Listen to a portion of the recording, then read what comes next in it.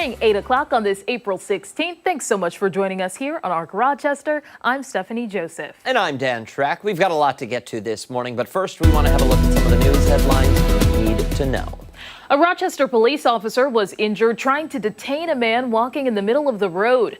Police found the man on Dewey Avenue near CoStar Street just before 11:30 last night. Investigators say he was intoxicated and became combative when officers tried a mental health detention. The officer and the man were taken to the hospital. That officer sustained a lower body injury and is expected to be okay. The man will be charged with second-degree assault.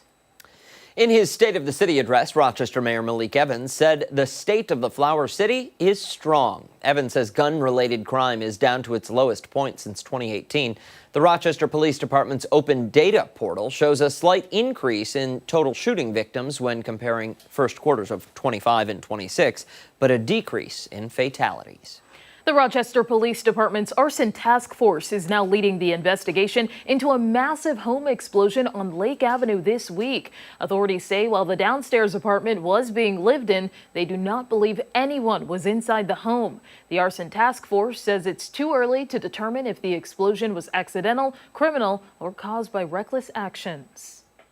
Next week, we will host a special edition, of ARC Rochester, looking at your electric bills. On April 22nd, we present Current Cost, talking to Western New York officials to get answers about rising costs, why you're seeing them, and what you can do about them.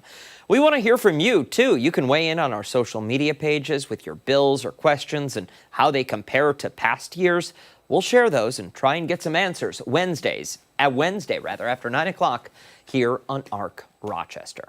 A lot of people have been weighing in on social. Oh, they have. They have. All right, let's get a look at what we have brewing for the next 2 hours, starting with a trip down the yellow brick road at Greece Athena. Students are bringing the Wizard of Oz to life starting this weekend. We'll get a special look behind the curtain on the upcoming production and learn more about how this show is benefiting 2 charities in honor of an Athena alum. I like that. And then From the Ground Up is back for its second season, folks. And it all begins this morning with the roots of the Garden Factory. Our resident garden guru, Mark McLean, is going to be taking us through the company's humble beginnings to how they became a staple in not just the community, but a staple in Western New York. That is for sure. And later, a possum event is coming to Bob Johnson Mazda. Sit, Stay, Drive is back with the big goal of getting more than 100 dogs adopted in just one day. We will be joined by representatives to learn more about the upcoming family-friendly fun they have planned and the opportunity for you to adopt a new furry friend on site this weekend. Just don't bark at the staff. Yeah. Don't bark at the staff. Before all of that, let's get a first look at the forecast.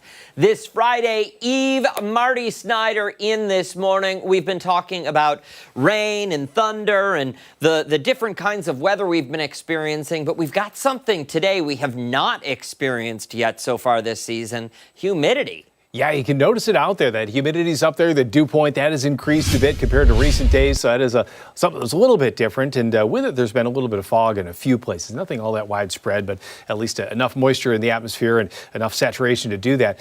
For the time being, it's mainly shower activity that is in the process of building in. Very scattered activity out there. As you look really closely, you look down into Wyoming County, that's where the bulk of the activity is now. We have had a couple showers that have passed by just south of Rochester. But as you can see, for most areas, not a huge deal for the short term. Yeah, a couple showers out there, but not the rain to the extent that we've seen over some recent mornings with the thunderstorm activity. That's not the case for this morning, but we're starting with temperatures mainly in the 60s. We're all the way up to 64 already, so those numbers really have been moving along pretty well. Here's a quick check of the timeline for today. Again, some of those showers initially moved through, but then as we head into the afternoon, specifically more so mid to late afternoon, especially east, southeast, and south of Rochester, you can see that line of thunderstorms to come together. Some of those could be on the stronger side, so we're going to monitor that for later in the afternoon, especially through the Finger Lakes, areas close to the Finger Lakes. Those are going to be the key areas that have to monitor that especially. And then going into the evening, a lot of that just winds down and makes its way out, and then the cloud cover holds. But for the next few days, we'll be somewhere in the 70s today. We pull back a little bit tomorrow, a drop in temperatures, but still above average, 64 there. We'll get up to about 80 heading into Saturday with a couple showers possible later in the day, and then a big change by Sunday and early next week. That's when temperatures really drop, some 40s and 50s for highs for the longer term. At least least the next few days, still very spring-like, almost summer-like at times, with those temperatures really increasing pretty well for a few more afternoons for us. You know, at least people are at work or in the office when those storms move through this afternoon. Yeah. Very true. Yeah, and even after some folks come home, I think we're going to see that risk a little higher then, too. So especially towards the end of the day as well, yeah. All right, good to know. Thank you, sir. Okay, let's go off the top and start with some of the things that have piqued our interest this morning. I will kick things off. You've complained about the fees. Heck, we all have. But now a jury has officially confirmed what concert goers have suspected for years. A federal jury in Manhattan found that Live Nation and its subsidiary, you know it, Ticketmaster, illegally monopolized the live entertainment market. A jury determined Ticketmaster overcharged consumers by $1.72 per ticket. And now a judge will decide what happens next, which could mean that money back plus damages. Here's where it gets a little interesting, though, because this story didn't just start yesterday. We've been talking about this forever. Live Nation and Ticketmaster merged in 2010. The government allowed it, but with conditions over the next decade, they repeatedly violated those conditions. The DOJ extended the agreement, then extended it again. Then in 2022, Taylor Swift fans couldn't get tickets to her Eras tour. Congress started paying attention. In May 2024, the Justice Department finally sued. 39 states joined in on that lawsuit. Then, just 1 week into the trial, the Trump administration quietly settled with Live Nation. No admission of wrongdoing, a $280 million fund. Some changes to business practices, but there was no breakup. Reports indicate President Trump personally pushed for that deal. More than 30 states, though, said not good enough and kept fighting. That is what produced yesterday's verdict. So you're probably saying, okay, Dan, you're talking a lot. What does this mean for me? What does it mean for a fan buying tickets? Well, honestly, nothing right now. Live Nation is already, though, signaling an appeal, calling yesterday's verdict not the last word. But the possibilities on the table include a lot of things, forcing Live Nation to spin off Ticketmaster entirely, requiring real competition in the ticketing market for the first time in 16 years since they merged in 2010, and potentially lower fees. The bottom line, though, is this is the biggest antitrust verdict in the music industry in modern history. Whether it actually changes the price of your concert tickets, well, that fight is probably far from over. But you do the math. 2025, 680 million tickets, I believe, were purchased on Ticketmaster. I would imagine a lot of them for the Eras tours. Probably. Whatever. 680 million tickets. Multiply that by $1.72. It's a lot of money. Do we have the calculator app on? A lot of money. Put it to the test. 680 million, more zeros, times 1.72 equals, a lot of money. 1,169,600,000. Yeah. There it is. That's not what she said, though, is it? Yeah, that's what she said. Oh, I got that same thing, and I thought you said something different. Okay, sorry. Yeah, $1 billion, friends. That's not small potatoes. Yeah, that's for sure. I mean, when it comes to this case, I've gathered several things from it. One of them being the artists really care about their fans, the ones that speak out about it. I know, like Taylor Swift obviously being one, but Olivia Dean as well. There was a whole fiasco with that. So there's a lot to take away from this. And knowing about the case where the merger of them, like deciding if they should break up or not, and seeing how that played out, there's a lot here to There is. unpack. There is. And then the contracts that a lot of the venues have with Live Nation or with the subsidiary Ticketmaster adds another element to this that, you know, people still want to pay less. Yeah. When you're paying hundreds and in a lot of cases thousands of dollars for a concert ticket,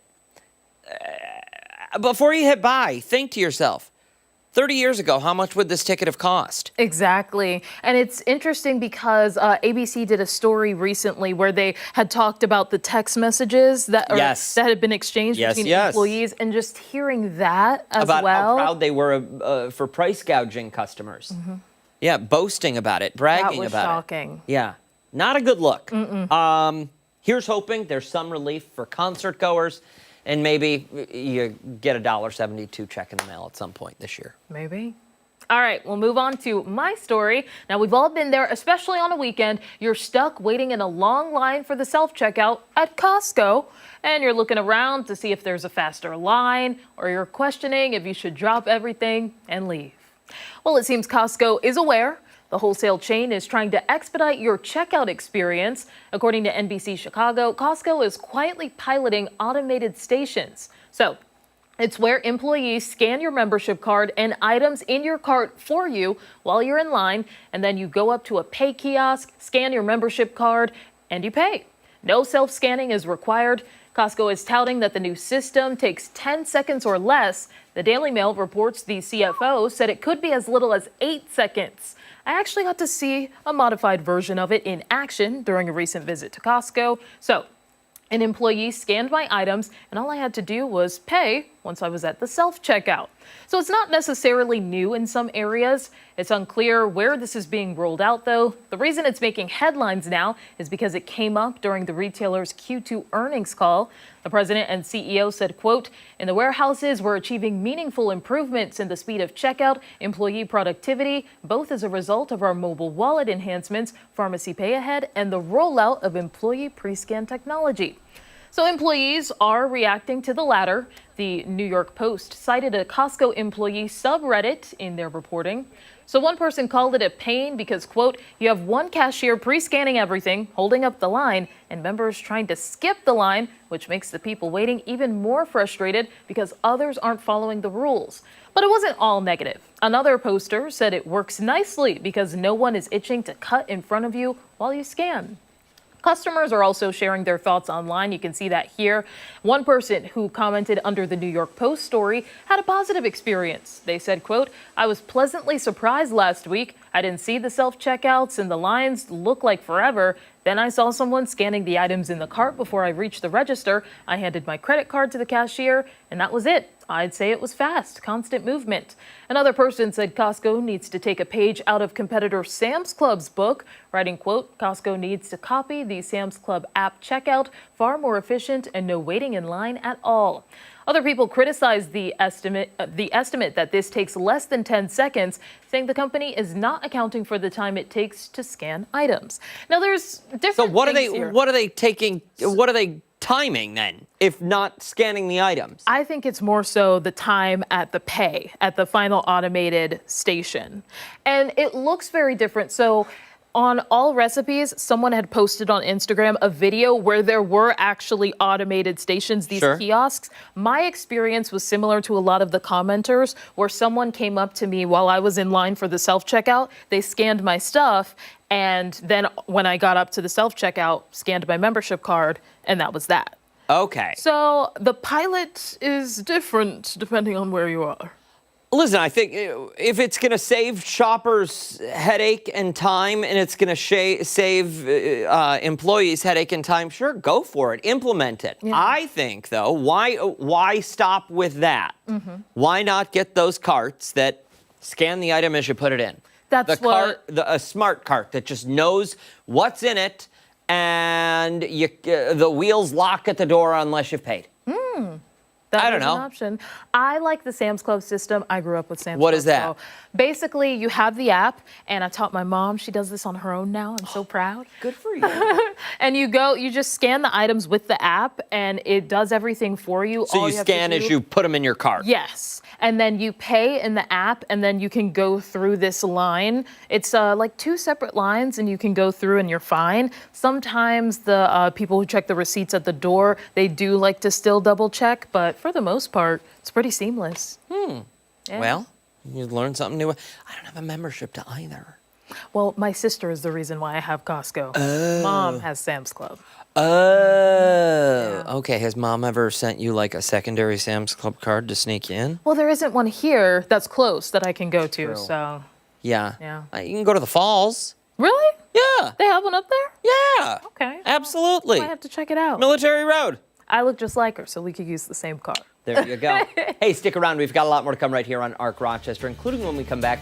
We're checking in with Chris Lopez, who is live this morning, pimping his ride at a local car shop. Hey, don't forget, you can watch us on the go wherever you are. We're streaming live on the 13 WHAM YouTube page and foxrochester.com. We are back after this.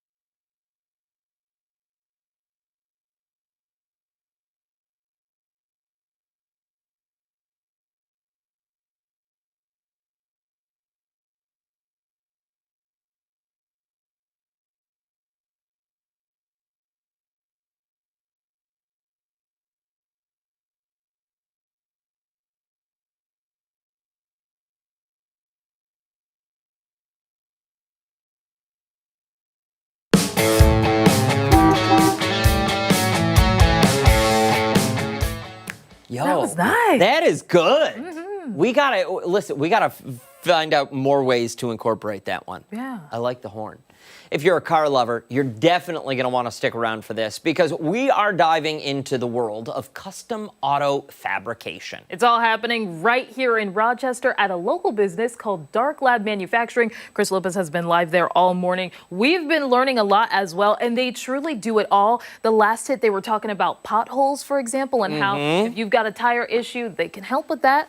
And speaking of Chris Lopez, he is live there for us this morning, giving us a closer look at how this place takes rides and makes it in style. What's he doing? I don't know. I think nothing right now. I'm having a Is feeling he might be frozen no way. there in that garage. even tell. Listen, at the very least, it's a good still image. Yeah, it's like a You know, smile. He's got he's not making a bad face or anything like that. This reminds me a lot of that MTV show, Pimp My Ride. Oh my gosh. Did you watch that ever? No. You never watched Pimp My Ride? No. Okay. So they would take these beat up old vehicles, teenagers typically, first vehicle. and they would pimp it out. They would give it a new paint job. They would patch things, make repairs and stuff.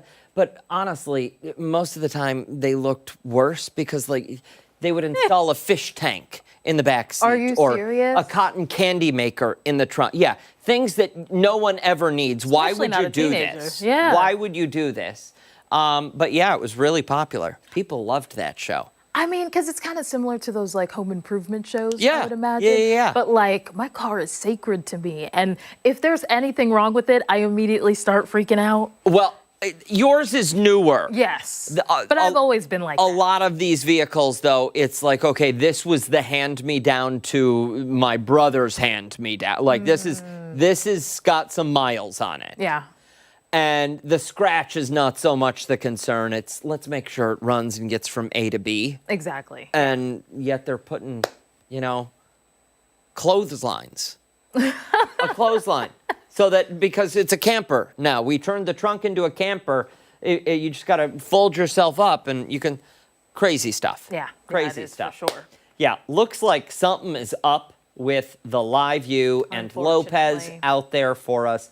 Unfortunately, doesn't look like we're going to get to him this go around. Hopefully, we'll be able to check back in with him coming up maybe in the next half hour. Hey, don't go anywhere. We've still got so much more ARC Rochester coming up. It's time for this morning's weather trivia. Yeah, McLean will join us on the other side of the break unless his Live View doesn't work either.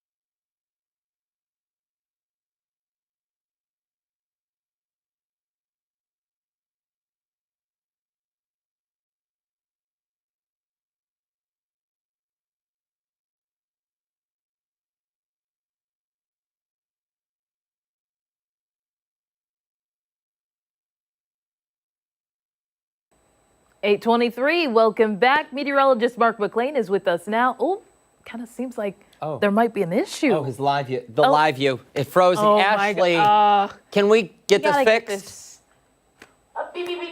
Oh, There we is go. it my turn? There we go. Oh, Hey, Wow. Mark the McLean wonders is of with us. live television. Wonders of live television.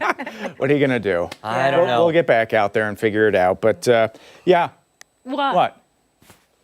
I'm just remembering something that we did not do, Stephanie. What did we What not did do? we- Go ahead and do your part right now because we didn't do our part. Go ahead. What's my part? Just whatever you normally do right here. Weather trivia? Uh-huh. Oh, I just have to jump right in? We were supposed to do a little research today. Oh my gosh. Yeah, And yeah, he yeah. gave me a sneak peek. You in the coulda news. got We way ahead of literally this. talked about it this Yeah. morning at 4:57. You could have got way ahead of this one. I know. Well, that is the weather trivia for today. When is the last time we reached 80 degrees in Rochester? You know, 80 degrees is one of those thresholds where you really start to think summer air, right? I mean, it gets there. It's likely coming along with lots of humidity in the air as well. But was it October 6th? Was it September 29th? September 17th, or as late as October 21st for the last day of 80. Just so there's no cheating, Marty, you're back in the weather office right now. Whatever you do, do not text my phone the answer. Marty, if you hear me, do not text my phone the answer. Don't text my phone the answer. But we'll have the answer one way or another on ARC here at 9 o'clock and have a good look back at when that actually happened. But today it's not going to be 80. We do have one day that may get there in the forecast towards the weekend. We'll see that in just a second. But 64, that's a mild start for this time of the year. Yeah. The dew point is 60. Wild. Yeah, 60 is that threshold. Soupy. It's that threshold where you really start to feel it. You know, even if you walk in, like the other day we were doing the shoot at the Garden Factory for the Ground Up today. And the sun came out and I was walking around inside and it was the first time I had felt 80-degree air because it was inside the greenhouse. Yeah. And I was like, whoa. And, you know, like 2 months from now, this could be like every single day. Hits different, doesn't it? It does. The first couple of times, it does hit different when that dew point's in the 60s. But temps now as warm as 70 in South Bristol. And you see some of those cooler values, low 60s, back to the northwest in Brockport and out towards Medina. But it's a mild trend ahead. Even with that cold front going through late tonight into Friday, it's still going to be above normal for Friday. Temps in the mid-60s, not quite as warm as what we've experienced the last few days, but the average is only 57. I keep reminding myself every day when I walk out the door that this is kind of fantasy land. Yeah. This is not late June yet when we would see a forecast more typically like this with 80 on Saturday. But ultimate Doppler, you know, it's a smattering of showers and they're very widely scattered. None of this is particularly heavy or concerning at all. Back to the southwest. And this is what we're going to watch for later today. And much like it seems like it's like you said, rinse and repeat weather, Control C, Control V weather, right? Yeah. Late this afternoon, this evening, we're going to have another round of showers and likely some thunderstorms that move into western New York. So we're going to have to track that for you. But this is how it plays out on the forecast map. There's that line, and this is like dinner time or slightly after, depending on where you are. West, it may be a little bit earlier towards Buffalo. But it gets out of here quick, just like last night when those showers and thunderstorms rolled through. They don't last for more than an hour. Overnight, a couple of scattered showers. We'll start with clouds Friday and finish up with some sunshine. Looks like a pretty nice end of the day there for Friday. But storm threats, I think that yellow area, which would be a slight chance of severe weather, is likely in the Finger Lakes and east of Rochester. If I had to place it, I might shift that just a little bit further off to the east. But, you know, any one of these storms that pops up this time of the year is going to have downpours, cloud-to-ground lightning, the potential for hail, and even the small chance for some localized damaging wind gusts. So we'll keep you up to speed on that. Take our app with you. It gives you the lightning location down to the 10th of a mile. It gives you the exact timing on when that rain is going to move into your neighborhood. One might call it a weather shed for your pocket. A weather shed. Oh, you ruined it. It's a weather warehouse. Ah, that's better. Yes, weather warehouse. Potential rain amounts in these soakers. You see some of those amounts approaching an inch in the Finger Lakes off to the east of Rochester. It's a quarter inch to a half inch. A couple of scattered showers overnight shouldn't add on too much more to that. So the nice part about the rain this week is that it was spread out enough that it doesn't seem to be a concern for localized flooding issues, even though it's still early in the season. But the planning forecast, back to the 70s with that late day thunder. We'll see if a few spots in the Genesee Valley might come close to 80 this afternoon. It's definitely jorts weather. Thunder showers early tonight, 53, mostly cloudy. Not quite as warm as the last few nights. Last few nights we've been in the upper 50s to near 60. And the extended forecast for us after Saturday, you remember like on The Price is Right? The mountain climber. Yep. Yeah. Ole, ole, ole. Well, he's Yeah. He's on Then the he way falls. down. Yeah, and then he falls off the cliff. 48 for Sunday. It's going to feel like March on Monday. And, Oh, no. But here's the thing too, is that, because of the warm weather, we start to fast forward our brains a little bit through the growing season. And, I started repotting some plants last night outside on the deck. I'm like, well, the amaryllis is coming in downstairs. Just started popping out, so I repotted it. On days like this, I'll leave them out there. The rabbit's foot fern is outside, but you can't Sunday night and Monday with temps in the 20s. All that stuff's got to come back inside. So, it's safe for the next few days for the itchy green thumbs, but, down the road, we're going to have to be a little bit weather wary. Do we have time? Can I ask him a green thumb question? Yeah. Okay. Fiddle fig. Fiddle fig, yes. How do so I've got one, I don't know, it's probably 1.5 feet tall. Okay. Still very skinny, and the leaves, they stop at like a certain point. It's not growing the way I want it. Is it near a window, or is it in the artificial lights? It's in the artificial lights. Start to, and inch it over toward the window? And on a day like today, tomorrow, you can even sneak it out for a little while Saturday. That's always a risk, though, with me. Is it? Yeah. You forget You'll leave it You'll out forget there. Yeah, I did that last year. Did you? Lost a couple. You're just eating breakfast. Yep. It does. It hits you, and you're like, oh, no. Yeah, that's probably it. And then you'll see the color of the leaves will change, too. This is also the time of the year, if you have some houseplants that are a little leggy, and you trim back and fertilize. This is the time of the year to do it, because this is that growth punch that they're going to have, a little new dirt, and can be off and running. What did that plant say? Feed me, Seymour. Feed me. Feed me, Seymour. Yeah. Hey, don't go anywhere. A lot more to come right here on Arc Rochester. We are back after this.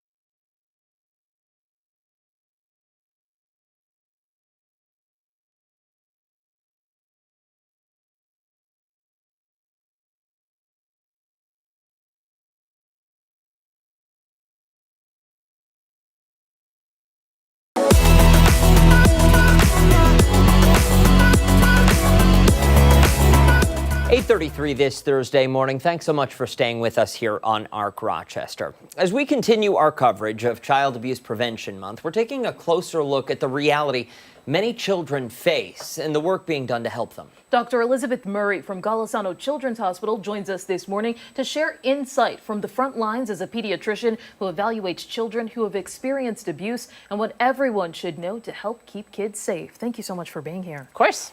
So I first just want to start off with, what is it like, dealing with families? They have a child in this situation who may have gone through abuse, whether that's physical or otherwise. What is it like kind of approaching this with families? Well, I think the fact that we have a team is so critically important. I think most people think of me as an emergency medicine doctor, but I am part of a team. It's called the REACH program, which stands for Referral for Evaluation of Abused Children, calling it the Child Abuse Clinic. Didn't exactly feel comfortable, but we are part of the Child Advocacy Center as well, which means the families come in and we do our best to get all of the care, the supports, everything they need in one visit. So the child is not telling their story over and over again. So they're not going location to location to meet with the people they need to meet. The interviews are being done in a child-first way, in an environment that's comfortable for children, not, a police precinct, which can be certainly very scary for adults, let alone, a 5-year-old child who has to tell a story that has dramatically upended their family, most likely. So people say, how can you do this? And I say, how can I not? We are part of an amazing team here, and I'm honored to be part of it. That's exactly it. How can you not? I want to see if we can, there's a lot of people with the mindset that it's stranger danger. It's the boogeyman. It's always someone on the outside. Correct. But that is so not the case. Right. So the data tells us that 1 in 10 children are going to face sexual abuse by the time they're 18. We know that in the United States, 5 children will die from child physical abuse every single day. And we know that the perpetrator is, in greater than 90% of cases, somebody the child, the family knows, loves, and trusts. And it is often a person in that home, often an unrelated adult, but somebody in the home, or somebody that has built up that trusting relationship. So we have to be very careful. We kind of used to always talk about a trustworthy adult, but we really kind of changed that mindset to a safe adult. What does a safe adult look like? We know adults shouldn't be asking kids to keep secrets. Yep, we have surprises. What did we get Dad for his birthday? We're going to keep that a surprise, right? That's very different than me as an adult saying, I need you to keep this secret. Kids are allowed to tell adults secrets whenever they need to, because the adult's role is to help a child. But and kids are learning this in school as well, which is critically important part of Aaron's Law. So making sure kids understand the difference and they can identify a safe adult. And it might be a parent, it might be another person too. Having a backup is always great. Definitely. And honestly, you're right. That's what I grew up hearing. Find that trusted adult. So how can a child make sure that, they're able to find that safe person that they're with? I know definitely the secrets element, you want to make sure that that's not part of it. But how does a child know? Well, and it's hard, and it develops over time. And so that's why the educational programs are kind of age-based. Obviously, the way we talk to kindergartners, or the education team is talking to kindergartners, is different than how they're talking to high schoolers, right? Because your ability to get out of situations is going to be different, and your ability to kind of judge character is going to be different. But it starts with the simple things of, how does that person make you feel? Is it they're really nice to you all the time, which obviously we want to be kind and nice to each other, but are they attaching that to do something for me and I'll do something nice for you?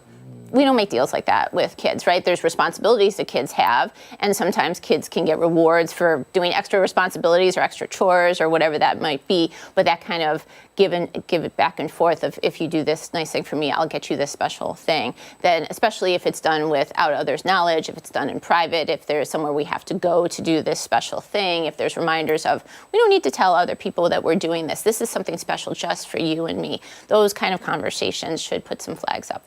But I will say, one of the things that is most protective for children, especially when it comes to child sexual abuse, is making sure children can speak confidently about their bodies.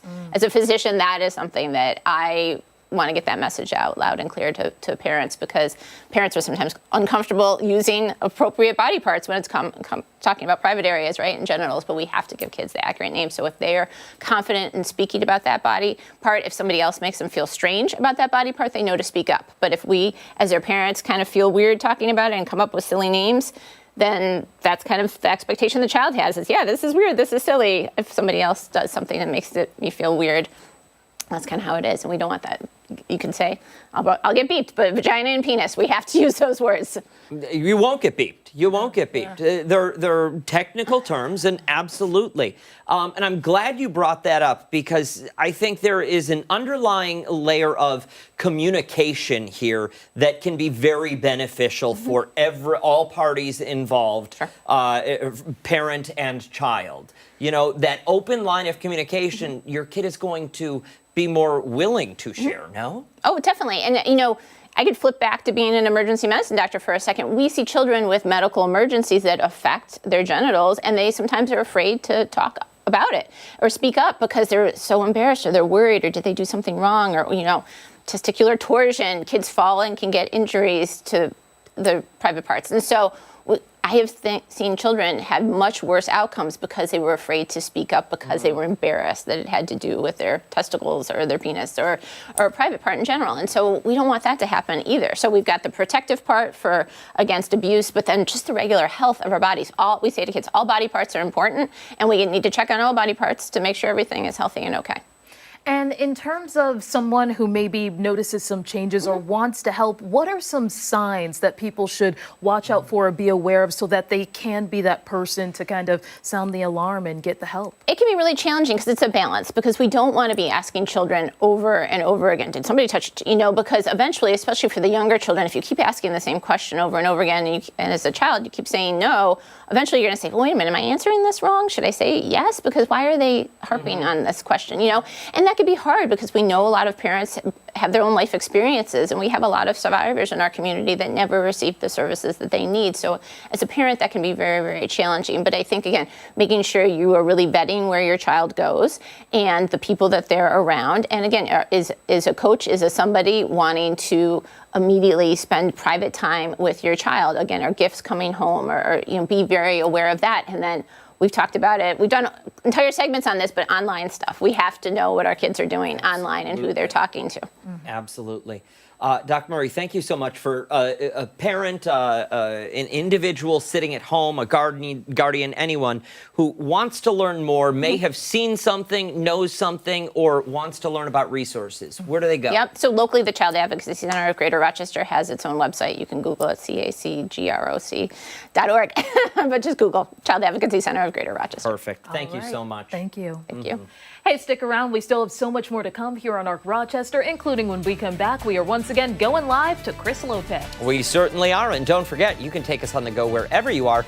ARC Rochester is streaming live right now on the 13WM YouTube channel and foxrochester.com. Stick around. We're back after this.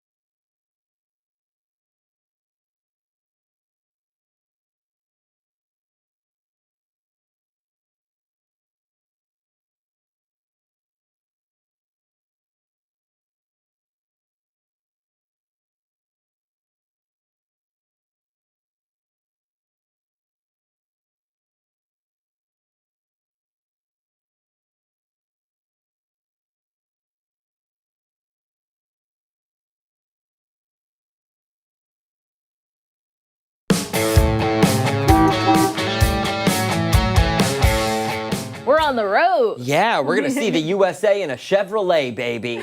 With the weather finally warming up, it may be time to spruce up your ride and give it a little TLC that will have people turning their heads. That's where a local Rochester shop comes in. DarkLab Manufacturing takes cars from needs work to showstopper, jazz hands included. Yeah. Chris Lopez is live there this morning, giving us a tour and an inside look at how they make the magic happen. Hey there, Lopez.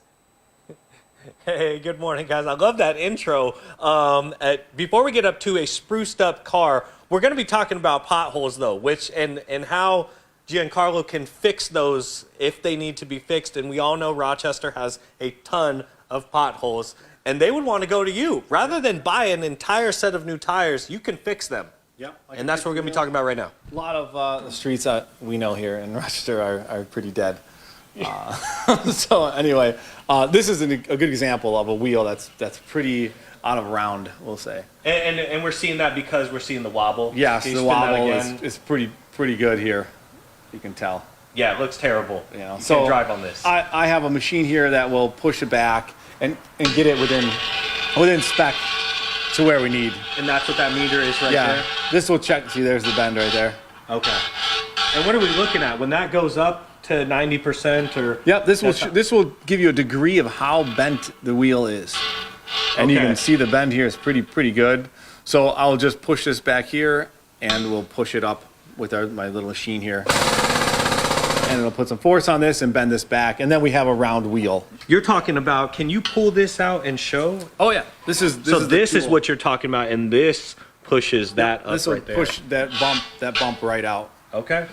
So this is a good tool to do that, but it's used quite a bit here. I was going to say, does the majority, everyone thinks flashy cars like we're going to get into, Yeah. but is the majority of your business going to be helping people when it comes to this? I do more wheel repair probably than anything. Okay. A lot of welding, cracked wheels. Like the roads are horrendous, and no one knows where to go.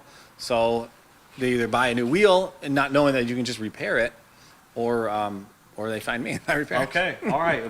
Find him. That's a lot cheaper and a lot better than just going and buying a new set of wheels. Yeah, but we have been neglecting the literal elephant in the room here, this incredible BMW that is on showcase. What are you doing with this, and how long is it going to take until you finish? This is a personal project I have had for maybe 2 or so years. It's an old race car that I'm restoring and kind of modernizing. Yeah. So with that being said, there's a lot of elements that needs to be done, wiring or, just adding things on, brakes and all this stuff. But anyway, I really enjoy the process rather than driving it. So I'm pretty sure that once this is done, it'll be gone, and You're just selling it. I'll just Is that what- I'll that's just what do you're saying? another one Okay. over and over again, because it's really about the process for me rather than the enjoyment of driving it. I don't know. So you're gonna turn this into a fantastic race car, yeah. and instead of driving it around the track like it should be driven, you're just gonna get rid of it. And why? Is it because just the thrill of making something new like this? I think it really is the challenge of what's possible, and I really like the hurdles that I'm getting over each process. And then from there, somebody else can enjoy it. And what you do, is it an art? Because you're making stuff out of nothing, from what I've seen, or out of very little, or something that's really jacked up. Yeah, if I can't, I don't want to buy anything, so I will just make it. I don't want to deal with, having to have something restricted. Oh, this only goes this way. I'm going to make it go whatever way I want. Okay. At whatever cost it will take. My mentality. And if people want to reach you, DarkLabs on Instagram. That's how I was. Instagram, darklab.mfg. Website should be done pretty Okay. soon here. And that's it. You can reach out, and if you have any issues, I'm sure we can figure something out. He can. He says I'm just not going to stop until I get it done. No, I won't stop till I get what I want. Okay. All right. That's all that needs to be said. That's the sales pitch right there. Send it back to you guys in studio. We will have information on our website, 13 Wham and Fox Rochester. Get your wheels fixed if you need them done. Hey, check this man out. He can do it. Lopez. Back to you in studio for now. Lopez. I have a question. Can you ask him? Because I don't think we're going to have another opportunity. I'm wondering, if I wanted to pimp my ride and put like a projector in the trunk so that I could pull up in an empty parking lot and project a movie, can he make that happen? I mean, If you have Can like you an put a electric projector hookup, you in probably Dan's car in the trunk so he can just go anywhere? I can make anywhere a drive-in. Is that possible? Sure. He wants to put it in his dash. We can do could. Ooh. There you go, Dan. whatever he needs. There you go. The Mazda that you're driving. I think it's a Mazda. I don't know. He can put a projector right here. Yeah, whatever he needs to distract you. Dan's gray Mazda that you're. I'm just kidding. If you see it out on the road, that's Dan Schrack. He can put a projector in there. Sounds good. Not a Mazda, but thank you. Hey, when Arc Rochester returns, we are taking you behind the story this Thursday morning. We're back right after this.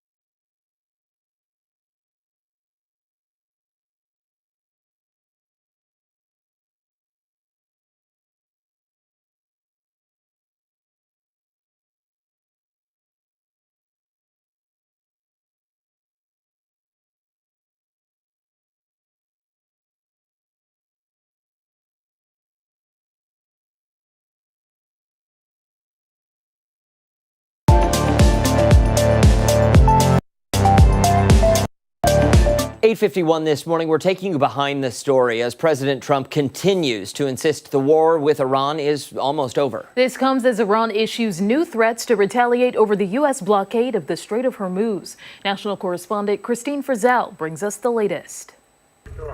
A pressure campaign aimed at hitting Iran where the pain is immediate, in its economy, with the continued blockade of the Strait of Hormuz. Is this war over? I think it's close to over, yeah. I view it as very close to over. U.S. Central Command estimating 90% of Iran's economy is fueled by international trade at sea, now halted. Taking the leverage away from Iran. They are trying to punish the world, with the closure of the Straits of Hormuz, with attacking civilian shipping. CENTCOM revealing since the blockade began, no vessels have made it past U.S. forces, with 9, including U.S.-sanctioned tanker Rich Starry, turning around in the Gulf of Oman. We feel good about the prospects of a deal. It's obviously in the best interest of Iran to meet the president's demands. I think he's made his red lines in these negotiations very clear to the other side, and so we are continuing to see how these conversations go. President Trump arguing his strategy is working, posting that China has agreed not to send weapons to Iran, adding, President Xi will give me a big fat hug when I get there in a few weeks. The president's insistence the war is almost over is something he's been saying essentially since it began. As Democrats make the case nearly 40 days into the war, they've still been given no justification for why it was needed. Republicans are going to be held accountable now and in November for their unquestioning support for a war of impulse and illusion that is costing Americans literally billions of dollars. And despite claims the war is winding down, the Pentagon is sending 10,000 additional U.S. troops to the Middle East, including 6,000 aboard the USS George H.W. Bush. I'm Christine Frizzell reporting. 8:53 this morning. Stick around. Much more to come right here on ARC Rochester as we continue into the 9 o'clock hour this morning. We are back after this. Amazing America 250 is sponsored by Balance of Nature. Today is October 2nd, 1995. This is the story of former Albany resident Rich Merowitz. During World War II, he helped end one of the worst atrocities in world history and walked away with a prized possession of its architect. At the New York State Military Museum, Director Richard Goldenberg says that among its 25,000 artifacts, one sits on top. The hat belonged to Adolf Hitler when he was Reich Chancellor in Germany. But the most incredible thing about this unique artifact is the story of how Richard Merowitz got it in the first place.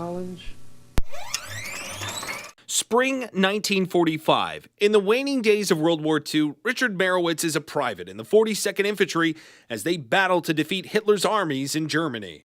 And on April 29, 1945, Rich is part of a small recon team that stumbles upon the Nazis' oldest concentration camp, just outside the small town of Dachau. Originally built to contain political prisoners, by 1945 it also held tens of thousands of Russians, Poles, and Jews. Most are emaciated, many are dead. You can't put your finger on all your feelings. It's too big. The next morning, Rich's unit is looking for intel in nearby Munich when they're ordered to search the former apartment of the Nazi leader himself, Adolf Hitler. In one of the bedrooms, Rich finds a box. Inside, the black top hat. Just a day after seeing the concentration camp Dachau liberated, he threw it on the ground and immediately stomped on it. I was just mad. I was very, very mad. After leaving Hitler's apartment, Rich stuffs the hat at the bottom of his duffel bag, where it remains for more than 50 years. Then in the 90s, at the urging of local veterans groups, he finally pulls it back out and gives it a new purpose. Rich was part of an effort to reach out to local schools so that school children throughout the capital region could hear directly from the GIs who were there.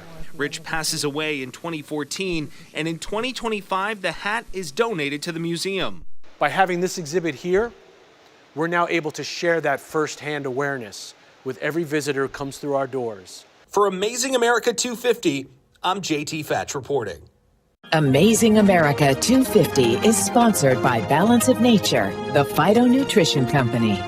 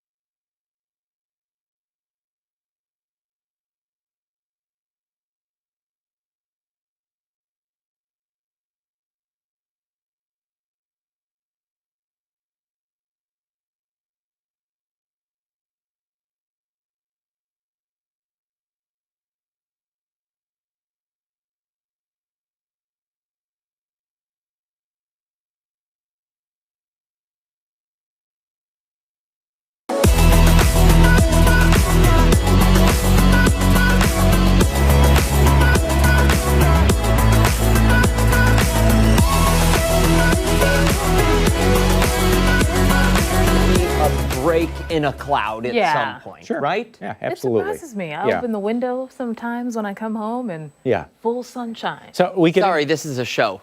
Thursday morning, 9 o'clock, April 16th, Arc Rochester. Dan, Stephanie, Mark, take it away. Yeah. Talking about that warm air, though, but this is the time of the year that the air masses change, and we call it maritime tropical air. So the difference between like early spring, winter air is that the clouds are stratiform. They like to form like a sheet, a bed sheet, and cover everything. These clouds this time of the year are convective. They like to go tall, skinny, narrow, straight up in the air. So they don't cover up as much of the sky for you, so you get that better chance for sunshine. But speaking of that and warm air, do you remember the last time it was 80? Was it October 6th, September 29th, September 17th, or October 21st? And I bet we had a bunch of responses on this morning's weather trivia. Jim, Debbie, and Lisa have C. Barbara has D. Dan's going for Dr. Google. Laura and Barbara have A. Not Betty, going for Dr. Google. Shelley, and Cassandra have C. Sandra has B, E, and D. Allison, Amy, Yvonne, and Rod have A. Ron and Mary have C this morning. Paul has D. Kyla, Greg and his wife have C. Jack, Deb's husband, D. Deb has D. Even Richard, A. Frank, B. Mary Pat, Frank's wife, A. Colleen, A. David, B. Kevin, D. Judy, David's wife, has C. And last but not least, Sarah, D. And Steve, Sarah's husband, A. There's a lot of dissenting. Yes, couples. Yeah. Yeah. I feel like you're putting a rift in a lot of marriages here. Starting the mornings with a fight. Yeah, well, you gotta keep the spark alive, as they say, Dan. You sure do. Okay. So the answer. So what do we say? I remember asking, I was trying to go to Letchworth last year and deciding which would be a good day. I do remember that. Yeah. Yep. And so we were like, well, this is going to be the last 80 or something. So I want to say it was in October. Did you go back through your phone pictures and see your pictures from Letchworth? Oh, Do it. Stat. Is your phone here? It's not here? That would have been the idea. that would When have do been. you think you went to Letchworth last year? It had to be early October. I didn't actually end up going. But You didn't end up going? No. Okay. What days do you remember? What you were on the schedule then, right? Yes. And Okay. I remember October. You were There sitting was on a the really set, warm day. And you were like, what day would you? And I was like, well, it's going to be in the mid 80s on X date. Yeah. Yeah. Oh my God. That's October. Yep. So the 21st was a Tuesday. Yep. But So you wouldn't have gone on a Tuesday. Was a Monday. Because the 5th was a Sunday. I don't know. And I'm going to say the answer is A. Okay. I want to say that as well. Okay. And you're both correct. Okay. Yes. Because not only that, but it was going into a weekend and you were sitting on the desk on a Friday. Yeah. On the 4th, 5th, and 6th, it was in the mid 80s Whoa. in Western New York. We actually had high temperatures that were close to records for 3 straight days. AC was back on. It was like we shifted right back into full summertime mode during that stretch. I know specifically on the 5th, it was 86 degrees. Yep. What? Because I just have that data in my head. Whoops. Yeah. Did you? You told on yourself. You told on yourself, Dan. Yeah, speaking of warm weather, you got to have shades, right? Love it. Come on. Gosh. If I at those tried to put faces. shades on Indy, they would be halfway. He does. That scared me. Well, just for everybody at home, he does that very often, especially on the weather trivia. Yes. He gets up and I get up and I have to walk over to the monitor to read it. to see the fine print. Wet pause today, and that's mainly for late this afternoon and this evening. Tomorrow dries out pretty nicely for us. Saturday, not a washout, but we do have that cold front coming through, and that's going to spell some changes for the weekend. So this is one of those yin and yang weekends, right? You get the temperature close to 80 one day, and one day is not probably going to get out of the 40s. Right. Yeah. Which one? Is it Cooper or Tyson? I would have to go back on Chime In, but Okay.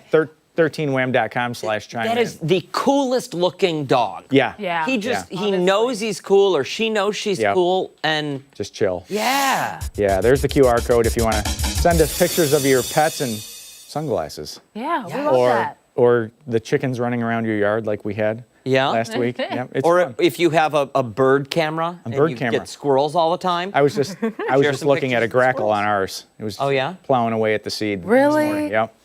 Chowing down. 65, but the number that you're probably really noticing is that dew point number. That's in the 60s, and that's summertime atmospheric moisture content right there. And it's mild air ahead, but But we don't it's like in those blue, buts. too. It makes it Yeah. worse. Well, and the shades of blue, they're It's cold. so, the warm weather activities, you're going to have to next couple of days, and then it gets colder Sunday, Monday. We do have some showers around, nothing of particular concern. These are just garden variety spring showers that are passing on through. But back to the southwest, this area is going to organize a little more for late afternoon and evening, and part of that will be the warmth that we have this afternoon. So the atmosphere destabilizes a little bit, and that line that you see back towards Detroit right now, that's going to start to funnel towards western New York. So you can see the temperatures on your screen plus the rainfall. By 1, 2 o'clock, we could have some isolated showers popping up, but watch this line here starts to fill in. And that'll be 5, 6, 7 o'clock as that passes on through, so likely around dinner time. And a few light scattered showers overnight as that colder air starts to filter in, but nothing out of the ordinary for this time of the year. Even though we have a cold front coming through, we're still going to see those temperatures into the 60s for tomorrow. And, could we get a few feisty thunderstorms out there? Sure. A little damaging wind, heavy rain, lightning, and hail. I think the greater chance of that is going to be into central New York, likely east of the Finger Lakes. We'll have to see how this plays out for this afternoon. But it looks like everybody gets a little bit more rain. Not enough to be a point of concern for flooding, but a solid half inch, possibly upwards of an inch if you do get underneath one of those more vigorous thunderstorms late this afternoon into this evening. But one place where it's going to help, you're taking the over-the-counter stuff, right? Dr. Hartel's office sends us this report every day. Says, She is. I'm going to double the dose now. Yeah. This is the highest count so far for this year. So now we are in the high category, not very high, although sometimes it can get there. But this is that one place where the frequent showers actually helps us out because the rain scrubs the atmosphere. So the rain actually keeps these counts lower, the daily rainfall, although it's not great if you want to get outside and do stuff. But hour by hour says, take the walk. This morning after these scattered showers move on through, I think we're going to get some dry time before that next line arrives. Mid-70s for the high, and the extended forecast for us, it is summer air. I mean, at least for half of Saturday. Then that front hits in the afternoon, and it goes backwards. It's going to feel like March next week, and for the green thumbs out there, it's 20s for a couple of nights in a row, so we've got to be careful. If we've gone to the nursery and got some frost-susceptible plants, we're going to have to be careful about that. And of course, we're actually going to talk about that in our season's first segment of From the Ground Up. Oh my gosh, about 20 minutes or so. Yeah. Get the popcorn ready because this is Season like 6 2, minutes. Episode 1. Yep. What's it titled? This one is actually, what we didn't do last year was a history of one of the largest retail garden centers in the eastern United States. We're lucky to have the Garden Factory in western New York for not only the variety of the plants, but the help that they have, the expertise. And we're going to cover the history from like when it was a shack to the place that you walk into now. All under the guidance of the Martell family. It's gonna be Very cool. Yeah. Mark is hoping that he gets nominated for a Tribeca Film Festival Award for this piece. You can thank Mark Schumann. He's the one that does the editing. Okay. Yes. All right. Okay. Good to He's know. the one that puts it when are together. we doing that? I think at 9:30ish. Okay. Yeah. Very somewhere cool. around there. Sounds good. Yep. Thank you, sir. Hey, stick around. We have so much more to come here on Arc Rochester, including when we come back, we are looking ahead to an upcoming production that teaches us there's no place like home. Click those heels. And don't forget, you can take us on the go wherever you are. Arc Rochester is streaming live right now on the 13WAM YouTube channel and foxrochester.com. Stick around. We're back after this.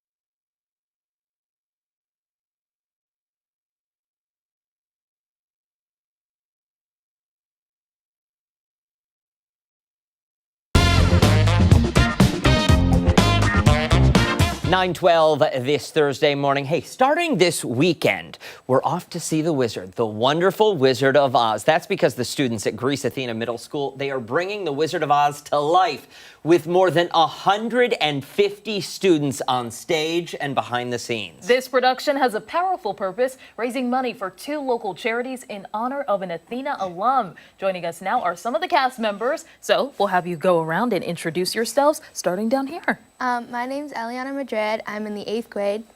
I play the Wicked Witch. I'm Giovanna Scarpa. I'm in the 8th grade, and I'm playing Dorothy. I'm Anthony Driscoll. I'm in the 8th grade, and I play the Wizard. Awesome. Now, I'm stoked about this show. I want to know what it was like for you and some of your peers, some of your classmates, when you found out the Wizard of Oz was the show you guys were putting on. What was the reaction?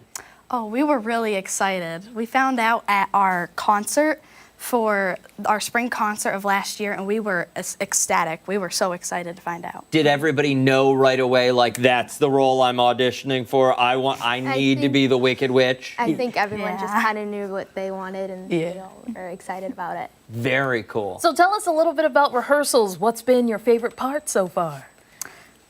Sure, I guess. Rehearsal has been super fun, and we get to do it for a good cause as well with the charities, and it's just awesome. I absolutely love hanging out with my friends every day that I've made on the cast, and it's great. I bet. I've definitely loved, so in our show there's flying. We have some flying technology, and it's been really fun to practice doing that flying, and yeah. Yeah, it's just been an honor to me to be a role in this wonderful musical, and I'm looking forward to it. Yeah. Very nice, very nice. What is it like working 150 other students? That's amazing. That's a lot of people.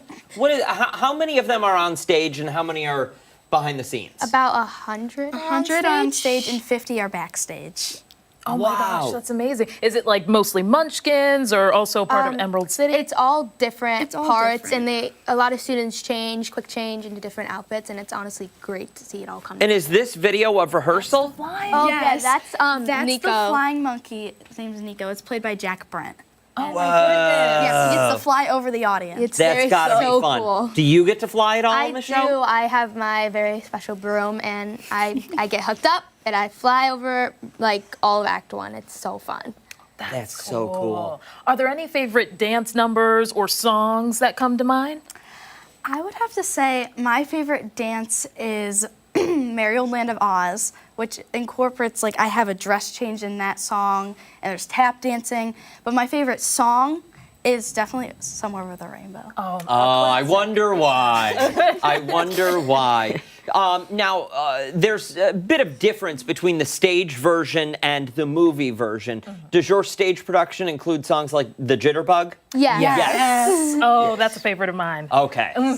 Really good. The Jitterbug is a hard but fun dance. Yeah. A lot comes out of it because partner work. there's a lot of partner work. It's hard. You get out of breath, but at the end, you get a feel of excitement once you hear that big applause after, like, for the whole show. Like, you just get a feel of excitement. That's what made me want to come back throughout my entire years. Well, people like what they see. For sure. And we were talking about the 2 charities earlier. Tell people at home a little bit about them and why it's so important that they come out. So one of our charities is Artists Unlimited, which Artists Unlimited puts on shows for people with disabilities. And it's very dear to our hearts because of a lot of our cast and our crew help volunteer there. And it's just great to see that Artists Unlimited do that type of work, and it's amazing, honestly. Our other charity is the Breast Cancer Research Foundation. And we chose this one because one of our Athena alumni, Carol Lindsay, who played Dorothy back in 1999, she ended up going on Broadway and playing a bunch of roles, and currently she is fighting breast cancer. So we chose this one kind of to honor her. Absolutely. Love that. Very good. And it's got to feel really special to get up there on stage, even throughout the rehearsal process, knowing there's a real reason that you guys are up there doing that, not just the entertainment factor. For somebody sitting at home, they want to go see the show. What do they need to know? When, where, and how do we get tickets? So first off, Greece Athena Middle School. The show dates are April 17th at 7 p.m., April 18th at 1 p.m. and 7 p.m., April 24th at 7 p.m., and April 25th at 1 p.m. and 7 p.m. And you can get tickets at the door or at www.cur8.com.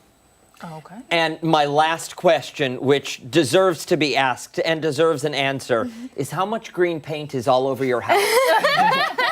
I actually do the makeup at school. So we leave the mess there. Yeah, Smart. It's great though, honestly. The makeup team is incredible and they do so much work with Tin Man as well, and Scarecrow and Lion, and it's honestly just amazing to watch everything come and together, and the green paint. It's great. I love it. It's honestly amazing. Good, good. Well, we look forward to the show. Best of luck. Break some legs. Thank you. Absolutely. Hey, don't go anywhere. When we come back, we are looking ahead to the return of the Hoochie Festival and how you can score some early bird tickets. Yeah, we're back on the other side of the break.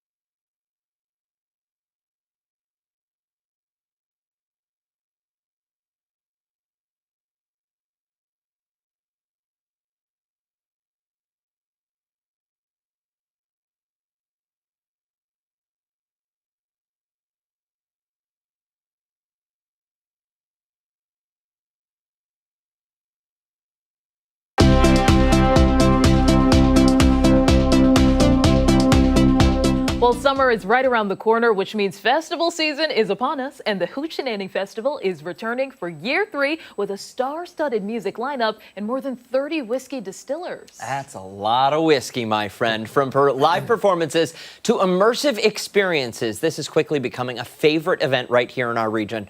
For more on this year's lineup and how you can score some early bird tickets, we're joined by festival co-owners Sean McCarthy and Tommy Burnett. Thank you both so much for coming in. We appreciate it.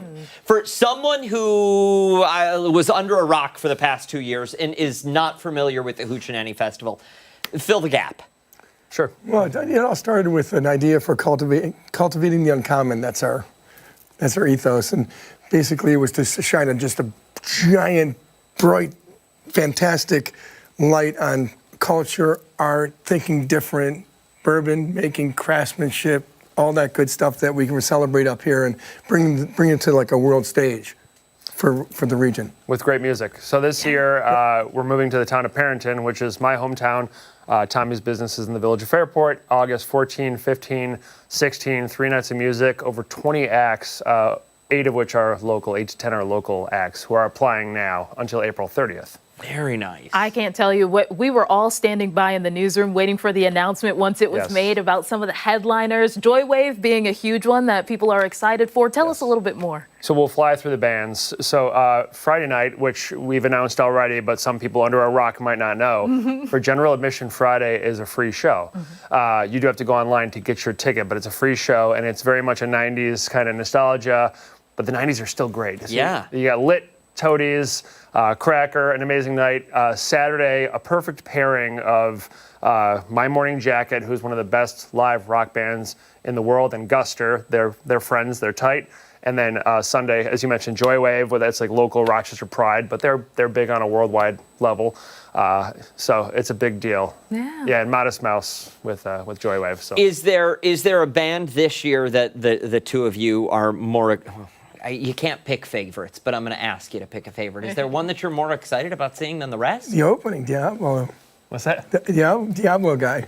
Yeah. Right. What's the full? Yeah. Which one is that? The one that's opening Diablo or whatever. Yeah. Amigo. Amigo the Devil. Yeah, Amigo the Devil. Yeah. For me, My Morning Jacket, but I love 90s too. I mean, we're just excited for the community to experience it, and tickets are moving very fast. This feels very, very good this year for us. That is great. And you're moving to a larger space, as you were mentioning earlier, so it can definitely accommodate a lot of people. Larger space can accommodate a lot. I don't want to freak people out about the urgency, but obviously being a free show, unless you want to upgrade on Friday, that's going to get to capacity without a doubt pretty soon. And every VIP experience is moving, but Saturday particularly, we're telling people just do it right now. Don't wait. Okay, we're 3 years in here. Take us another 5 years into the future. Where do you see the Hoochie Festival? How do you see it having grown? I think we want to make a mark on a national or international level. Is like this festival is going to be niche. We're not envisioning being in a stadium. I mean, we're very happy with our new home, and that's where we want to be. But a really cool local festival that also brings in people from everywhere. Great. And what have you learned from years past now as you're planning and welcoming more people in? Well, what do you think, Tommy? I mean, last year was very much a growth year, so I think the main thing we learned when tickets went on sale this year was we really had to get through last year to create the brand and create the excitement. But it's the power of word of mouth. When there was 8,000 attendees last year, but they all told 10 of their friends. So now 80,000 people, you know what I mean? So it just goes from there. So it's the power of word of mouth and building a brand, which has been amazing this year. Is there going to be any whiskey that is auctioned off? You did that last year, correct? Yeah, so last year was amazing, and that was a grind, but we ended up raising over $30,000. And it was all donated bottles, restaurateurs, liquor stores, everything. Same thing's happening this year. Nice. And we're raising money for 3 charities, and it's a lot of work, but it's worth it. So if anyone's listening, you can donate a bottle. Just give us a call. Write us an email. Absolutely. You can look at that. You've got the website on the screen, hoochinanny.com. You can all find it. And we haven't talked a lot about the whiskey either. I mean, tell us a little bit more about some of the samplings that people could have there. Yep. So it's so we have distilleries from around the country, but also New York State. New York State, I believe, per capita is one of the biggest whiskey distilling in the country. Correct? Yes. Yeah. New York State's huge. So it's 12 to 15 New York State distilleries. 15 to 18 around the country. Last year we had as far as Washington State, Colorado. So it's for whiskey enthusiasts. If you upgrade to our GA Plus or our VIP, you get to go in there. 20 tastes, not shots though. You'll be able to walk out of there, I promise. But little taste. But then also within that space, if you taste something you love, well, we have a beautiful bar there that you can actually sit down and have a cocktail made with whatever was your preferred flavor around the experience. And that's the way to do it. Yes. That is the way to do it. Thank you both so much for coming in. We really appreciate it. We'll post all of the information. You see it there again, hoochinanny.com. If you forget it or you can't write it down, go to foxrochester.com after the show this morning. We'll make sure you find a link. Hey, stay with us. We have so much more to come here on ARC Rochester. We're back on the other side of the break.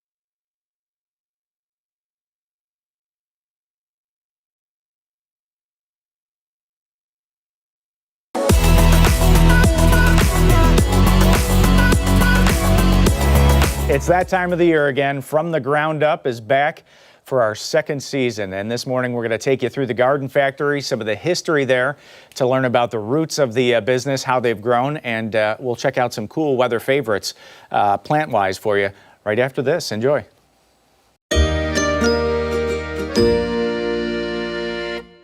From the Ground Up is back for season number 2. The Garden Factory is going to be helping us out again this season, getting everybody growing, taking you back in time to the 1970s.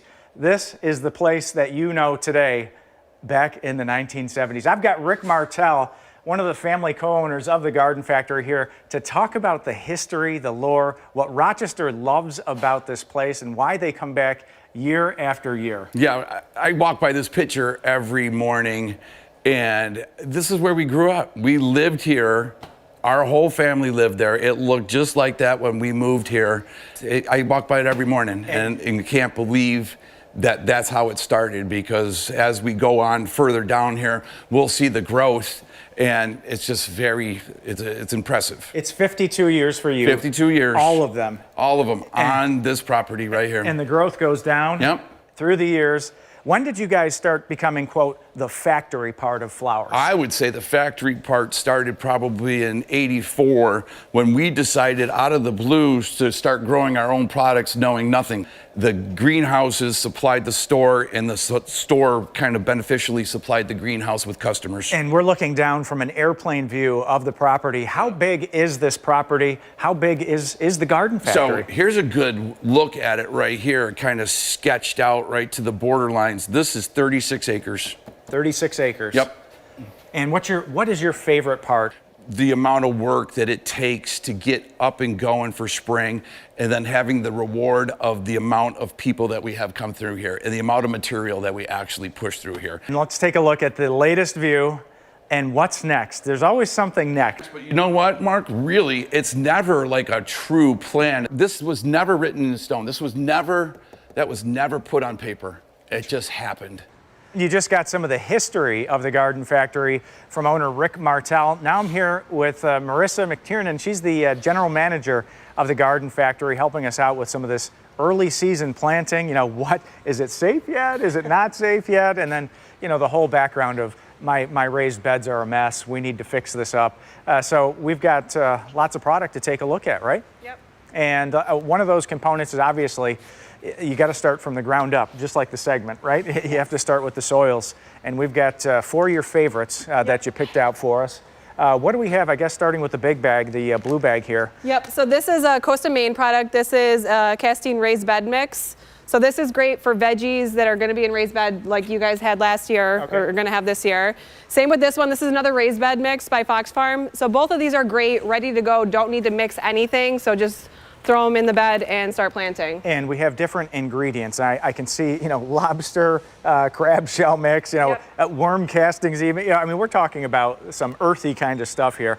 What really helps helps the vegetables, the annuals to grow in these mixes? So a lot of this organic matter that's in here is really going to help the roots get a jump start. Okay. So that's why you don't really need to add anything when you're using these. It's always great to in-season fertilize with some liquids to really give them a boost. Okay. But these are going to get you started with pretty much everything you need to start. So a solid foundation. And then you've got mushroom compost, and you picked out another one of your favorites. Let's talk about these two. So mushroom compost, if you want to kind of go a more economical route and try and make your own raised bed mix, the mushroom compost is great to mix with some topsoil and some peat moss and kind of create your own mix. And that's sometimes a little bit more cost effective if you have a lot of beds that you're filling. Yeah. And then adding in some of this worm casting, this is great to use and kind of just mix that in with on top of your planting hole. I see that's a 40-pound bag. Yep. And that's as heavy as some of the other ones. So that's really got to be some dense stuff. Yep. Well, I guess after this, we'll talk about if folks are excited, if they're excited to get going, what we have here that is still safe outside just in case we get a frost or a freeze. Your green thumb is ready to grow. We've got some plants that can tolerate some cold weather and some frost, Marissa, right? In the greenhouse here. Now, it's 70 degrees in the greenhouse today. Obviously, there's no threat to any of these plants, but you've got a nice plant here. And what are we talking about for something like this. Yep. So this time of year, if you want to add some color early on, these are violas. We also have pansies. So these will give you a pop of color early, and you don't have to worry about any kind of frost happening in April because these can hold up really well to the frost. Okay, so I'm in a hurry. I'm making the kids lunches in the morning. School bus is pulling up. I got to get to work. This is still sitting out in the front step. It's 25 degrees outside. It's okay? It's okay. It's okay. Yep. That's beautiful. And it looks like we have a couple of more favorites over here. We've got some veggies right here, and we've got some celery. Who doesn't love celery? You know, I had some stalks in the wimpy winters that we had a few years ago, actually until January outside. That's great. Isn't that wild? Yeah. And what do we have here? What Yep. do we have here for broccoli? And how cold tolerant are we talking for some of these plants? So these prefer 40s and 50s, but if we have a night or two in the 30s, they will be okay. Okay. Prolonged in the 30s or anything lower than that, you might want to consider covering them with a frost cover, sheet, whatever you have. Cover them up. Yep. They tend to hold up pretty well in our cold April temperatures. And still too early for some of the perennials that you guys have brought in? Yeah, so you have to be careful with some of these perennials that are coming in from other climates. They're more advanced than they would be here, leafed out. These can get nipped by a frost. Okay. So while the root system will be okay, it'll survive it, you're just going to have damaged foliage on any of these new and ones. Speaking of climate, let's talk about zones, something that we missed last year. What zone is Rochester, and typically when is it safe to put those plants in the ground? We're zone 6A, so really our last frost is typically between May 10th and May 20th, so that's really when we say it's safe to plant some of this more tender stuff. Okay, so kind of towards Mother's Day. Yep. Usually safe, but if you want the guarantee, go to Memorial Day. Exactly. But if you can wait. All right, well, thanks, Marissa. Thanks for catching us up on the plants and the soil. We're going to be taking a look at our own garden bed coming up. Yeah, and that's where it leaves us, right? That's we have a cliffhanger. garden bed out there. It's too early, right? It's just too early. We talked about that. But, you know, it's interesting when you see all these different soils and soil types, like worm castings and like lobster shells, like all this different stuff you'd never think of when you're getting a raised bed garden together. But you need this nutritious and nutrient-dense soil for these plants. Last year we got a late start. I'll just say that in July, and the plants were, they were behind, and so this year we're going to get a jump start on it. They were lackluster last year because of the timing. That's all it was. That's all it was. Those tomatoes we had, those baby cherry tomatoes. Yeah. Where you got those at Garden Factory? Yeah, I did, and then that had a different soil type to it also. So we did use some of these soil types for those instead of just a regular topsoil. So again, it was more nutrient dense soil. So that's what we're gonna have for the whole garden this year. My thing this year is don't overplant. Don't overplant. They're gonna get big. They're gonna get big. If you'd like. Yeah. So I did something stupid. I don't know. There was a day we were done with from the ground up at the end of the year, end of the growing season last year, and I went out into the garden. And I'm getting ready to leave, and I was like, oh, there's a couple of cherry tomatoes. I'll pick those quickly. And a little self-service? I was definitely out there for 25 minutes eating cherry tomatoes. Mark thought it was a rabbit. No, and then they're on the ground, and I'm like, it's just dirt. Eat them off the ground out there. But I saved a couple and dried them out. Oh, really? So I've got the seeds if you'd like them. No way. That's nice. Yeah, that'll work. That'll work. And sometimes the birds can help there too. Very true. You'll find them popping up in your yard here and there and everywhere. Yeah. You're like, well, how did that happen? I had one growing on the north wall of our house. I'm like, it was out of the concrete walls. How did this happen? Chipmunks. Oh, yeah. Of course. Yeah, responsible for a lot. Yes. You were talking about it earlier, but the frost, I was really shocked to hear May 10th to the 20th. So this is interesting, and this is a recent change from the guidance. Used to be Rochester was zone 5-ish, has shifted a little to a 6, and especially lakeside. So there's a 6A, 6B. If you're like within 2 miles of Lake Ontario, late April is usually pretty safe, okay? But if you're more than 2 miles away from the lake, the temperatures get colder at night. If you're south of the thruway, you definitely have to wait. I mean, you have to wait till Mother's Day. Memorial Day is the guarantee, right? We've never had sub-freezing after that. So if you can hold off and if you can wait, that's the guarantee. But I always go early, and I always pay for it too. My pepper plants, I got them in too early a couple of years ago. They got nipped a little bit. It got down to 30 even in the middle of May. It was not great. But with something like that, is that just going to damage some foliage that'll grow back and it'll be fine? It'll catch back up in no time? So some of the plants it will stunt. and especially when you're talking about veggies like peppers, that they don't like it. Okay. That's going to it slows their metabolism. The plant gets a little damaged, and the yield is going to be way off. But if I had waited another week that year, it could have been prolific because it ended up being a pretty warm summer. You should have just talked to those peppers. Come on. Come on, little guys. You got this. A little bit of hot air helps. Skew the temperature up. Yeah. When are we getting the next edition? When is part 2 of season 2? So we're going to do this every Thursday through early June. And likely we're going to wait until probably early May to get out in our garden and really, amend the soil, take that out, get things going here. But all through that period, we'll be working with the Garden Factory on, how-tos, information about plants, what are some of the favorites, and a look at a lot of the fun perennials that we have. Nice. Yeah. All right. I got to get over there. I've never been there. Oh, my dad would love that place. So I think we're going to go this spring. So cool. You're going to have to give yourself a minimum of 2 hours. You do. It's huge. It's huge. It's incredible. I was talking to Mark, you were out, but I went this past weekend, and I just need to go and be around the tropical plants. Yeah. I just have to go and spend time in there. It just makes you happy. And most people don't even walk the whole property. There's a whole area with the bulk stones and the bags and everything in the back. You never even get there. No. Because you don't get away from the plants. No. Yeah, your cart is too full by that. Yeah, right? Hey, stick around. A lot more to come here on ARC Rochester, including when we come back, we're looking ahead to an upcoming adoption event happening this weekend. Hey, take us with you. You can watch us on the go wherever you are. We're streaming live on the 13 WHAM YouTube page and foxrochester.com. We are back on the other side of the break.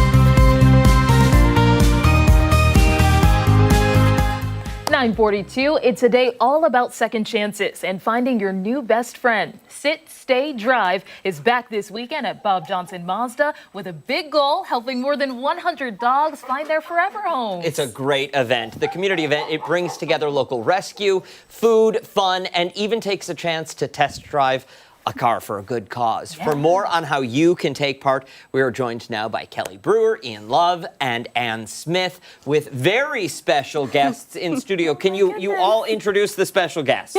Yeah. So this is Blazy, Oreo, and Meatball from Buddy Love Dog Rescue. Blazy, Oreo, and Meatball. Can I borrow one of those too? Go right ahead. You got to. You gotta take one of these guys. Oh man, you're just too cute. Okay, so let's dive in. Sit, stay, drive. Tell us all about it. So Sit Stay Drive was developed last year with Ian and myself to help local area rescues kind of come together and get some of the dogs adopted, because obviously we are in, crisis here in our community with so many dogs being available for adoption. So Ian nicely allows us to come in for the day and be able to have 8 different local area rescues joining us, along with food trucks and people vendors Try to make it fun. and dog vendors. Yeah. Something for everyone. Yes, something for everybody. And he steps it up a notch, because if you adopt or foster a dog that day and are interested in leasing or buying a car from him, he pays for the first payment and no cap. Really? Wow, that's Yes. amazing. Well, So, yeah, real I said. incentive. I told Kelly. I said the only cap is a 1-pay lease. I'm not making that one payment on. That's fair. That's fair. But if you want to buy a car or lease a car, we will make your first payment, and hopefully that helps with trying to help offset some of the costs with starting.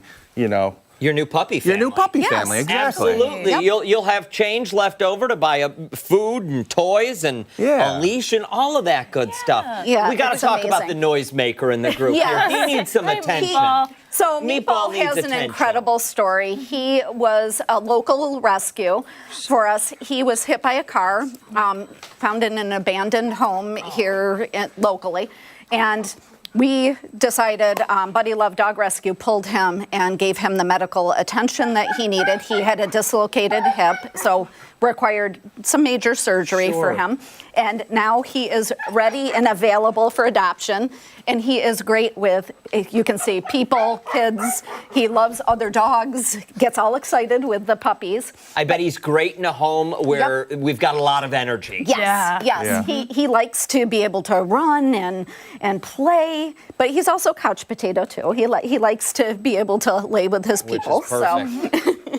So we're hoping to find him and lots of others. They're forever homes. We did almost 100 last year. We did like 94 last year. That's So truly incredible. we're hoping for 100. No, we're gonna break 100. Yes, we're gonna. I think so. Yeah, I we like have the to. positivity. And this is a really big to-do, like hosting all of these organizations, food as well. So what was your why? Like, why did you have to be a part of this, Bob Johnson? I think I just really noticed that Kelly has an amazing organization and a foundation to try to get these animals out there, but she was struggling with a consistent place to host all of these vendors. And on a single basis, I don't think as much adoption was happening. But when you turn it into a large event, you say, we have food trucks, we have games for kids, parents, if you're in the market for a car, we have discounts and special, you create a bunch of things, and then I think all in one place it comes together, and it's helped us be a little bit more successful at getting more animals adopted. For sure. Well, and you all know what you're doing, and nothing says you know what you're doing more than just having dog treats in your pocket. What a move to be able to pull out. What a move to be able to pull out. One more time for somebody sitting at home, they want to take part, they want to stop by. Yes. When and where? This Saturday at Bob Johnson Mazda at 3755 West Henrietta Road. And it's from 10 until 3. 10 until Yep. 3. And then I was just ahead. going to say, Kelly, what's a good place for them to maybe keep an eye on this? If they can't make it this Saturday, where would they be able to know about your future events? All over social media. I have RochesterWomanOnline.com, and then of course all the different area rescues. They're all over Facebook and social media, and you can see everything that's going on and different locations and different available So if you puppies. can't make it Saturday, Yep. follow Kelly Brewer, and Yes. you'll stay in tune with all of the events that are Yep. upcoming. Terrific. All right. And we'll make sure to post all of the information you need to know if you want to go on our website, Fox Rochester and 13wham.com after the show this morning. Hey, when Arc Rochester returns, we are looking at some of the stories that have people talking this Thursday morning. We're back on the other side of the break.